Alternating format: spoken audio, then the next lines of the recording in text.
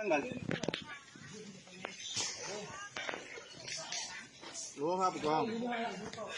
โอ้ยมันบริยอมดื้อหรอครับใส่ว่าจ้าไม่มีประโยชน์นะครับ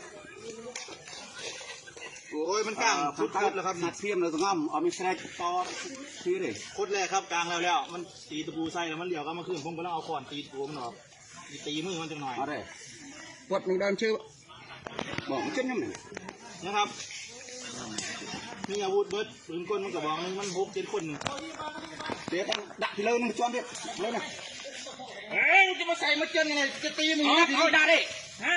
ตีมือนะไปวัดยืดเครื่องเหมือนฝ่ายใหญ่ดิใหญ่ช่วยเข้าอีกก็ไม่ไอ้ดะเราดีเด้อตลอดเบอร์มันเอาดักตอนเรือวิ่งมันเรือ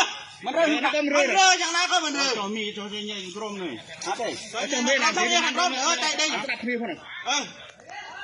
มีตัวใหญ่ขึ้นกลมตอนนี้อะไรวิจิตรทอดจังทอดอย่าทอดอะไรมึงทอดไปไอ้กวดน้ำเท่าเบียดหมานี่ตัดทิ้งนี่ขโมยด้วยมึงตัดนะ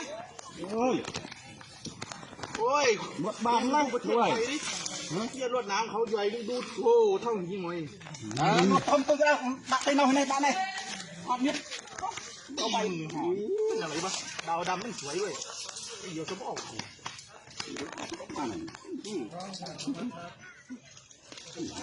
ใช่ครับเขาจังเลยไปนี่โอ้รวดน้ำดักมาแต่แค่ได้ใหญ่พร้อมกระดาษบอกดีดักมาบดทำนั้นเตี้ยตั้งไอ้ตอนนี้เนี่ยเตี้ยตั้งบ่ไอ้ตอนนี้เพิ่งเด็ดจังเลยชนะเลยก็ต้องแฝงแล้วมาได้ใส่ที่เป็นเต้านี่เดินตลอดมาลงไอ้ดักเลยคือมันดักจ้ะดักเลยคือดักได้คือเราได้เองก็ลาได้เองให้ไอ้มาได้เองก็ลาไม่ไอ้ก็ลามาบ้านเองก็ลามาได้เอ้ยมันต้องพิจารณามาเนี่ยก่อนไปเลยไปเลยมึงจวนได้เคยเร็วเจ้ามือเฮ้ยมาเร็วจะเก่าสินเข้ามาดิ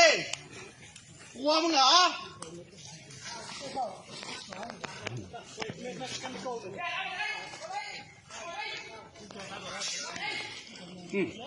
ไม่เป็นไรไปย้อนให้ผิดหน่อยไปย้อนให้ผิดเอาออกไม่ใช่เอาออกให้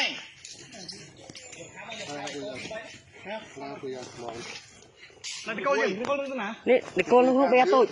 การก็เลือสิยออะไรไว้นั่นเลยเฮ้ยมึงตีใส่ที่กูตีมือนะ